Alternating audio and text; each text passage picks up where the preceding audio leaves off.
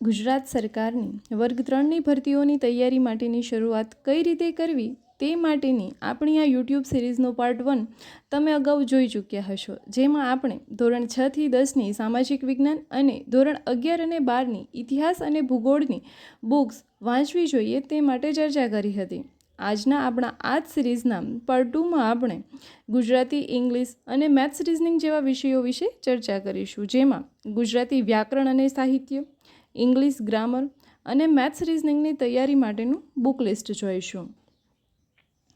જેમાં સૌથી પહેલાં આપણે જોઈએ તો ગુજરાતી સાહિત્ય માટે આપણે ધોરણ 6 થી લઈને ધોરણ 12 સુધીની ગુજરાતીની પાઠ્યપુસ્તકમાંથી તૈયારી કરવાની છે. અહીં સૌપ્રથમ આપણે શરૂઆત કરીએ તો ધોરણ 6ની ગુજરાતીની પાઠ્યપુસ્તક લઈ તેમાંથી દરેક ચેપ્ટરના સ્ટાર્ટિંગમાં લેખક કવિ વિશેનો જે સામાન્ય પરિચય તથા તેમના દ્વારા લખવામાં આવેલી અન્ય રચનાઓની માહિતી આપેલી હોય છે તે વાંચીને યાદ રાખવી જોઈએ અને તેમાંથી કી પોઈન્ટ્સ સાથે તમે તમારી પોતાની નોટ્સ બનાવી શકો છો. અહીં મેં જે તે વખતે બનાવેલી મારી નોટ્સ બતાવેલી છે, જેના પરથી તમને ખ્યાલ આવી શકે છે કે તમે નોટ્સ કઈ રીતે બનાવો. બરાબર છે.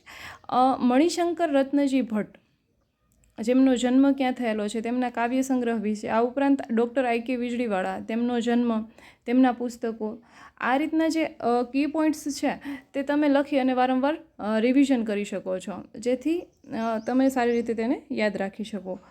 આ ઉપરાંત ધીરુભાઈ ઈશ્વરલાલ પરીખ, તેમના જન્મ વિશે, તેઓ કયા સામાયિકના તંત્રી હતા, છપ્પા સંગ્રહ, હાઇકુ સંગ્રહ, આ બધા જે છે તે ઇમ્પોર્ટન્ટ પોઈન્ટ્સ કહી શકાય, જેને લખી અને તમે તમારી પોતાની નોટ્સ બનાવશો તો તેને યાદ રાખવામાં સરળતા રહે છે. અને આવી જ રીતે તમે ધોરણ 7, 8, 9, 10, 11 અને 12ની પાઠ્યપુસ્તકોમાંથી નોટ્સ બનાવી લેશો તો ગુજરાતી સાહિત્ય માટે અન્ય કોઈ બુક વાંચવાની જરૂર રહેશે નહીં.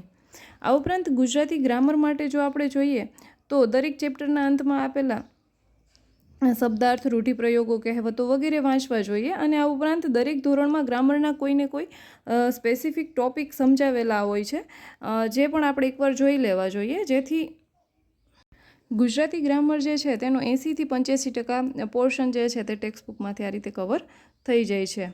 આ ઉપરાંત ઇંગ્લિશ ગ્રામર માટે golden rules of English grammar by Akshar publications, જે તમે સ્ક્રીન પર જોઈ શકો છો તે રીતે, જે ખૂબ જ ઉપયોગી અને એક્ઝામ ઓરિએન્ટેડ જે છે તે બુક કહી શકાય. આ ઉપરાંત તમે કોઈ પણ યુટ્યુબ ચેનલમાંથી બેઝિક ઇંગ્લિશ ગ્રામર વિશેના લેક્ચર્સ જોઈ શકો છો. ત્યારબાદ ચર્ચા કરીએ તો મેથ્સ એન્ડ રિઝનિંગ, જે માટેની બુક્સ સ્ક્રીન પર તમે જોઈ શકો છો તે રીતે નીરજ ભરવાડ સરની મેથ્સ અને રિઝનિંગ માટેની બુક્સ જે છે તે તમે પરચેસ કરી શકો છો. અને આ ઉપરાંત ભેંસકી પાઠશાલા જે યુટ્યુબ ચેનલ છે તેના વિડીયોઝ ફ્રીલી જ હોય છે, તે તમે જોઈ શકો છો. આ ઉપરાંત અહીં જે અગાઉ તમને ગુજરાતીની તમામ પાઠ્યપુસ્તકો બતાવેલી છે તે તમે પરચેસ કરવા નહીં ઈચ્છતા હોય તો GCRTની વેબસાઇટ પરથી તમે એમને ડાઉનલોડ કરી શકો છો, જે ફ્રીલી અવેલેબલ હોય છે. આઈ હોપ કે તમને આ વિડીયો ઘણો યુઝફુલ થશે તમારી તૈયારીમાં.